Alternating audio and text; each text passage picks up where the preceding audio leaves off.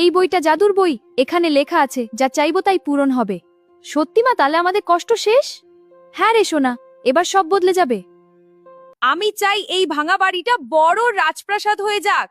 মা, বাড়িটা বদলে যাচ্ছে।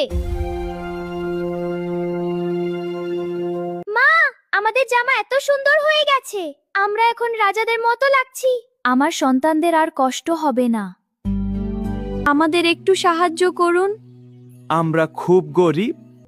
তোদের আর কষ্ট করতে হবে না।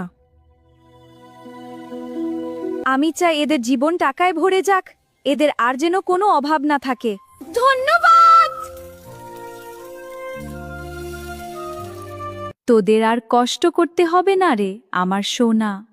মা, আমরা এখন সুখে আছি। ওই ভিখারি পিয়ার এখন রাজপ্রাসাদে থাকে, আমি এটা কিছুতেই সহ্য করতে পারছি না। সব ওই জাদুর বইয়ের জন্য হয়েছে। ওই বইটা যদি আমাদের হাতে আসে তাহলে আবার পিয়ারাকে রাস্তায় নামিয়ে দেব। কাল সকালে বইটা খুঁজে না পেয়ে পিয়ারা পাগলের মতো কাঁদবে। তখন আবার ওদের রাস্তায় থাকতে হবে। চলো পিয়ারা ওঠার আগে এখান থেকে পালিয়ে যাই। আমার জাদুর বই কোথায়?